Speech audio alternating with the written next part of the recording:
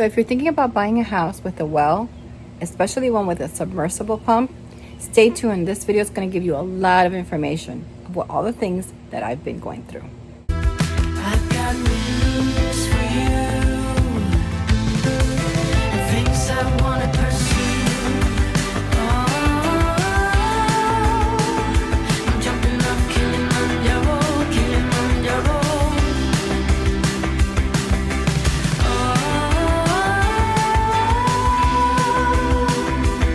I've got the wind in my hair, oh Kilimanjaro. The air conditioning is on. It's really, really hot here. It's like in the high night. It's like in the mid 90s, so it's really hot, so I can't turn it off. But anyway, I hope you can hear me. All right, so let me stand over here in the shade so I can talk to you a little bit about what's going on. All right, first I got to explain what happened with my house. When I purchased this house, there supposedly was a well behind that shed, but it wasn't there when I bought the house because the well that I'm using is the well over an acre away from my property. And what happened was when they connected that well dried up and the people were going in foreclosure. They were going to build a house on this acre, and they decided they didn't want to go dig more into the ground to get that pump to work. So because they were originally going to build on this property and they already had a well here for the house that they were going to build, they decided to tap into the well over here on this acre. So I'll show you that in a minute. So that worked out okay because they were able to tap into the well over here, and it's been working fine. I've been here since 2012. Remember this tank because they're going to see something else I'm going to tell you in a few minutes. Okay, my new pump doesn't use this anymore, but he left it there anyway. So the pump is basically way down there. There's some rods that go all the way down, and the pump is way at the bottom. My pump is about 84 feet down, but there's a lot of homes here that have it even deeper. So this is where my electrical system is, right here. Okay, as you can see, my grass, I have a wire that goes all the way to, you can see I haven't cut the grass where the wire is. Right now it's off, so you don't have to worry. I have it off. I have the breaker off. So it goes all the way through to this vegetable garden that was put in.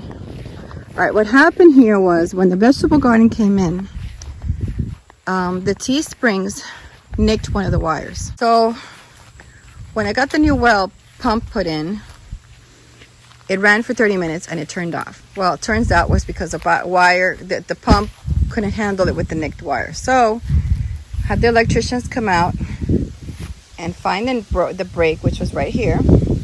So they set up a temporary line for me, which is a 220 line that's going all the way to the pump, and this is going back to over here to the back of the house. Not an ideal situation because actually the wire has to be in the ground. But what happened is that because the original well was put on a 12 gauge wire, let me go back in the house because it's super hot and super sunny out there. The ideal situation is to have, of course, the wire in the ground, but there's a problem. Okay, the old pump that was here, back here behind the house, was a shorter distance. It was less than half an acre, I would say. So that's why there was a 12 gauge wire there. What happened was when they tapped into the other one, now you have an acre and a half, and you have a pump that was not really built to travel the distance that it has to for this house. It was meant to be a pump to travel only about half an acre to that acre where the house was going to be built. So, but they did it anyway, and it was done. So now when I had the new pump put in, he said to me, he goes, you should get a better pump because you have a long distance, and this pump that you have probably wore out because of the struggle that it has to get water to your house because it's smaller than what it needs, so you need a bigger pump. And I said to him, okay, great. If I'm going to do this, I want to do it right. I want to get it done right. So let's get that done. So he put in a bigger pump, the right pump for the job. The problem is it rang for 30 minutes and then it turned off. And that was because we discovered there was an electrical problem. When he went back to the wall, he realized that there was 12 gauge wire because they were using it for the old pump and they never took that into account when they put in the electrical. Not only that, but they also ran the wire underground without a piping. So now it's even harder because now you have to trench and there's a whole bunch of work that has to be done. For the pump that I have, I need to get new wiring. It has to be 10 gauge wire. So this is what's going to happen. So the front of my yard, that's where my breaker box is in the garage.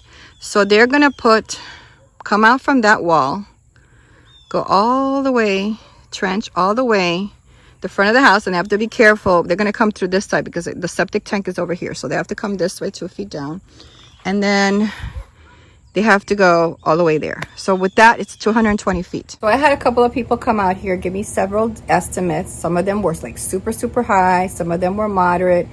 Some of them were actually a little confusing because they were also estimating me at 12 gauge. And I'm like, no, I need a 10 gauge wire. So I have to really be babying everybody to make sure that the job gets done. Some people want to do it back to the back here, because it's from the back of the house going all the way to the well, and it's much easier to do it from the front of the house because my breaker box is there and the well is actually at the front over on the other side.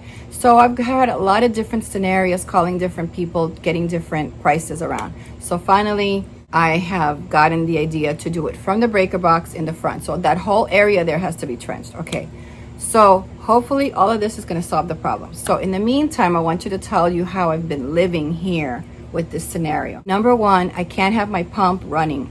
Even though my pump is in and it's a good pump and it's working great, I got great pressure, I have to shut it off during the day. Remember that white tank that I showed you outside? I have a tank like that inside my garage, and that's about a 60-gallon tank. So what happens is when I turn on the water pump, water goes into the tank and fills up. The little white one that's outside, usually when you're building a house, they will put that outside because, of course, when they're building the house, one of the first things that they do is they build the well, because as they're building the house, they need to access water in order to finish a lot of the projects that have to do with building the house.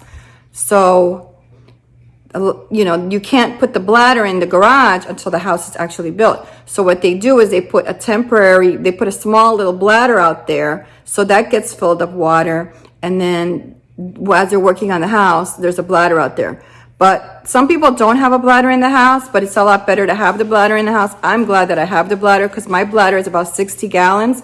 So it fills up and I can run a lot of days with something like that, which is super awesome. From there, it goes in there. And so a lot of it goes into the water heater if the water heater's on.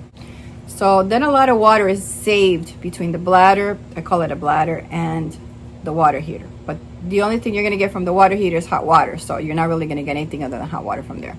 But from the bladder, I'm going to have 60 gallons. So basically every 3 days, I turn on my water pump, I take a shower, and I like a good shower, and I fill things up around here, and stuff like that. The other days, I'm still using the water, but I'm moderating the water. And I know I could do that because I do it in my truck camper. So I've been like this for like over a month. And I've also been harvesting, and this is why I told you that God spoke to me about harvesting water. So I'll show you now what I have out here that I purchased. And I've been using that too, because if you're out in a situation where there's emergency and everything is shut down for 3 months, you got to remember that you are not going to be able to access your water if your well is broken. So you need to have water for your plants. If you're going to be doing a vegetable garden like me, my vegetable garden pretty much died because I couldn't water my vegetable garden. I didn't have water reserved. So that's why I have now tanks all over the house with water, and I just bought another one today so that I can store water in there. If my well ever breaks or the electricity goes down and I can't access my well, I can still water my plants and my garden is not going to die. So of course, rainwater is going to be my source to collect that water. So that's really important, especially now with all of the stuff that's going on in the world. If we have a blackout right now before the election, something happens to the power grid, at least I know that I'm protected here I have several sources of ways to get water. So that's an important thing to do, and I can grow my vegetable garden, and I'm going to have water from my vegetable garden. The other thing that I realized when this happened also was, if you are going to be living off the grid and you had a situation where you couldn't get somebody to come out and fix it, you should have parts for your well. If your well is super important, you should have parts. If your well uses an electrical box, mine used to, the old one used to, but it doesn't use it anymore. But if it has a separate little electrical box, you should probably have spare for that. You should probably have a spare breaker for that in case those kind of things break during the time that we are all going to be down or we can't get to the store or whatever reason. So for me, I think it's important to have things around the house now where I know that if some disease or something were to occur and everything has to be shut down again for another 3 months, and drastically to the point that no store is going to be open, there's no way to go out and get stuff, that I'm going to be self-sufficient for those, at least for those couple of months. So right now my well is doing pretty good. I have a new well, so I'm just waiting for the electricians to come and do the work. Let me show you with the water harvest what I've done. This is not the ideal situation. I bought these bins, they're about $5 and they're full of water. Of course I have to do something better for here, but look, they didn't have water containment systems. Everything was sold out, and this is at least to water my plants. This is to wash myself, bathe with, whatever I need. I've got water in here. So as you can see, there's water in there, and I make sure that I open these when it rains. Okay, so eventually I will cut the gutter and do the right thing. I bought this one today on Walmart. It was on sale, and this one is actually going to be going to the back there where I have my fruit trees. I'm going to be putting it back there so that when it rains, it collects water, and I will always have water back there to water those trees, because those are the trees that I'm not able to water because I'm too far away from the water. Over there, you'll see the black ones over there. I also have another one over there, and that one is another trash can. That's to water the vegetables in the garden over there. This also has water in it, if you can see. I just want you to know that if you are planning on building a house in Florida with a well, the deeper you go, the more it's going to cost you. In my area, I have 84 feet down to the bottom for the access to the well. So the piping goes all the way 8. So to imagine, the electrical has to pull not only across a whole 1.5 acres, but it has to go down 84 feet. That's why the wire, the proper electrical wire, gauge wire, is important for the type of pump that you have. That's why now that I'm going to spend money to do this, I've got to make sure that it's done right. If not, it could damage my pump. They say most pumps will last about 8 years. My last pump actually lasted 19 years, which is not bad. But I don't know if they've been using it or they built it and they never got around to building the house, and maybe it was just sitting there, it wasn't being used. I don't know the details because this house was a foreclosure. But I know the well lasted a good 19 years. If you're going to get a submersible pump, make sure your electricity is able to withstand the pump that you have. The other thing is, make sure that you also, if you're building a house, you also have your wiring installed through conduit. Because if I would have had conduit, all they have to do is pull the wire out and put in the new wire. But now I have to get trench, and that's what's really costing me the most. I have to go 18 inches down, and then it has to go all the way across. So if I would have had a conduit for the old wire, that would have been no problem, because we would have been able to pull out that wire and rewire the whole system and not have to do all this other work. So when you're building a house, make sure you do it with conduit for all your electrical, so that in the future, if you do have a problem, or if you do decide to upgrade because your well doesn't give you enough pressure and you want it to go with an upsize your pump, you can always change the wiring later on. Or if you also add to your house, remember, you might have more bathrooms or stuff like that. You may need to go with the bigger pump later on in the future. So these are hints that I'm giving you guys. I hope this was helpful, and I hope that you learned a lot today. So thank you for watching, and I'll be waiting for them to come and fix my pump. Thanks for watching. If you like this video, don't forget to give it a thumbs up. Subscribe and hit the notification bell. Don't forget to leave your comments down below. Whoa. Must have fallen asleep. Yeah, that was comfortable. What's this?